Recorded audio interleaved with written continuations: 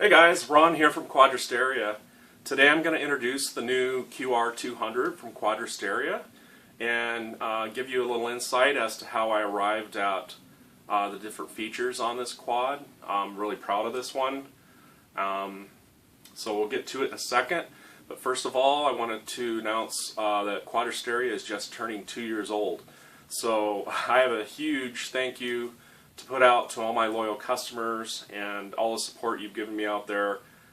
It's an amazing community out on social media, YouTube and so forth, RC groups, for all your support. And I just love multi-rotors, eat, breathe, sleep it. So this frame's for you, and if you come join the new Quadrasteria Facebook group, you will get a 12% off coupon, good for all of the month of November. So big thank you for the 2-year anniversary sale. Alright, with that, we'll get to the design. Thanks. Okay guys, so this is the QR200. You're looking at here is the main plate, which is 3mm thick, twill weave, 3K full carbon fiber with a matte finish, and it's just fantastic looking. Tried 3 different factories now for carbon fiber, and I've been sticking with this one for quite a while now. The V2 Mini Mamba, V3 Black Mamba, and now the QR200, all coming from the same factory.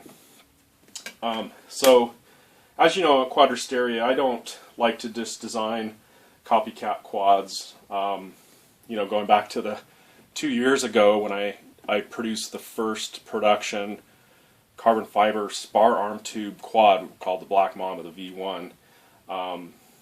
People thought that was innovative, and going along those lines, this quad has been driven by the goals and requirements from both test pilots and team pilots I have, as well as customers and the community out there. Just seeing what people want in a quad. And so what were some of the goals? To be both a competitive racer and also a freestyle proximity quad. To be a competitive racer, you need to be light, you need to be fast, you need to have FPV cameras that can tilt, you know, up to 45-degree angles. You need your cameras to be protected, and that crosses over into freestyle proximity as well. I mean, you need toughness for freestyle proximity especially, and so that's why I have the motor bumpers here. So you can see here with the 2204 Sunny Sky motors, if you strike something here like a crossbar at a playground, or you know, a tree, flying proximity, or you know, a gate in racing, it's going to save your motor. And so toughness is a big goal. Another goal is to be able to, so you can see here with the tiltable FPV camera. So on the prototype I've got, this is an HS1177 mounted at the base, and that's the camera I recommend because it's fully protected in the bay. But I designed in also the ability to put in a full-size PZ040 camera in here at these 3 predefined tilt angles of 15, 25, and 30 degrees. So this will just fit right in here, sandwiched in the plate like this, and you get protection from the frame. So that's one of the goals, was to get here. Here's the plate just by itself in there at 30 degrees. And then the tiltable HD camera platform, and this needs to be able to support both a Mobius form factor as well as a GoPro form factor. So here I have the little riser for the GoPro, so you can see, and then the kit comes with these parts here. The neoprene tape is what I wanted to point out. You cut this little strip in half, and you can put a strip here and here to protect your GoPro camera. And as you can see, the GoPro is on there really snug and tight. Strap holes go around the mount. I initially started out thinking that, you know, I was going to do a 180 like I said earlier, but then once I wanted to go with the 5-inch props and the ability to carry a GoPro, I realized in test flights that you really need a bigger wheelbase to have the stability to carry, you know, a high center of gravity like this. So I went with that, and then the 5-inch props, you need a little extra clearance, although they do enter the bay front here. This should not be a problem as long as your motors aren't any higher. Like a 2206 is typically at, like the Cobras are 16.5 millimeters. As long as you're below 17 millimeters, you'll have the flex here for your prop to clear the top. And I put in an angle, here you can see it better on this, put an angle in this opening because the props rotate inward, so if the prop wants to flex way up, it has a little time, and also it'll be guided straight out from scraping there. So the neoprene tape will isolate your GoPro, and then the Mobius, you take that little riser out and the Mobius fits in there like a glove. So here is the pieces for the camera mount. So you just interlock these guys. There's 3 of them here. And if you were doing the GoPro, there's a 4th piece, which is this little guy here that just fits in between there. But like, so when you get this here, then the Mobius fits like a glove in there. And then this is a tiltable platform, obviously. So I'll show you here how it pivots. This pivots from 0 to 30, a full 30 degrees. So, excuse me, 25 degrees on the HD camera mount. And the whole mount can come out for lightening the race, for a race, for example. So you just take out these 4 screws, and you'll notice these screws have nylon washers under them to protect, because those are the 4 screws you'd be loosening to pivot your camera.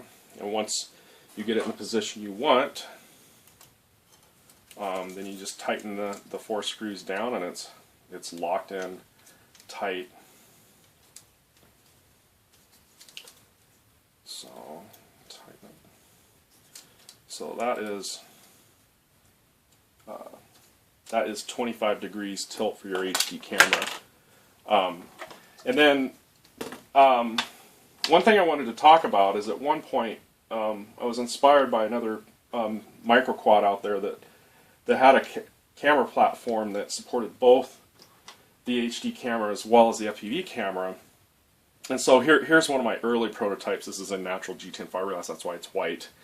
But here I had the HD camera mounts underneath the plate and the GoPro up top, but it takes an awful lot of space to get all that in there.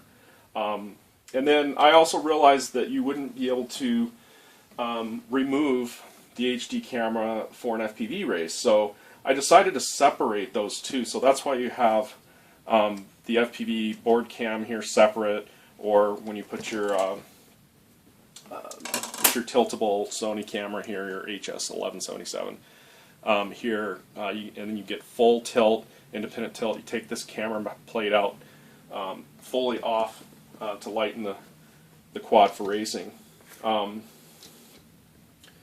And so that's why it looks largely the way it does, and this bay and the curve and all that is all intentional. The opening back here is for your wires to your flight controller, which supports a standard, 35 millimeter by 36 by 36 flight controller mounted at, I think it's 32 millimeters. Your wires can come out here and here, and if you have, if you get the Naze Rev 6, the USB port is over on the right. And what else do I have built into this little guy? Let me talk about the XT60 connector port for your battery. So you'll see here the battery plate, and it fits in here as tight as a glove. And by the way, the kit comes with an XT60 black connector, and it just slides right in there like that. Put it back in on this one.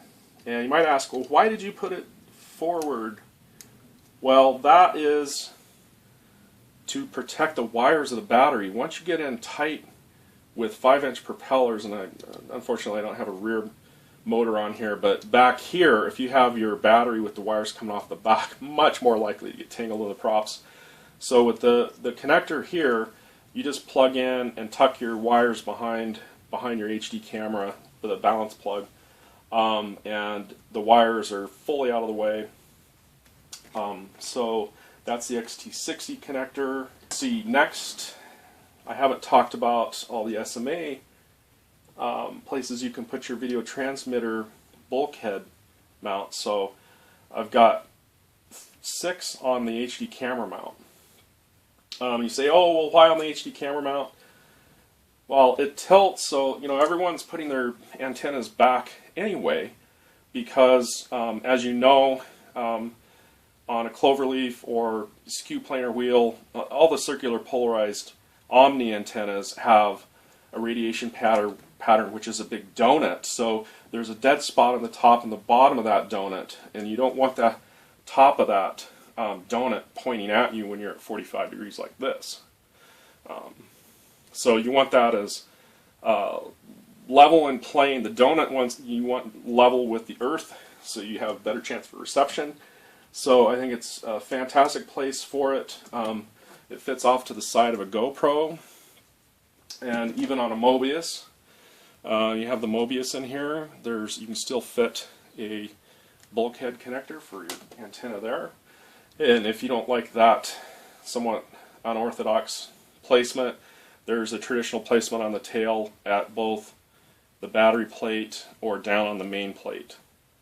And then let's see, that's about it. And these little landing feet are optional, but if you're going to do like a bulkhead mount on the main plate, you want something to protect your video cable. And another thing is, I think would be really cool on this quad is to put your LEDs down here.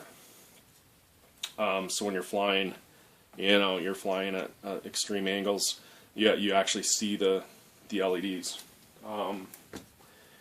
And that's about it.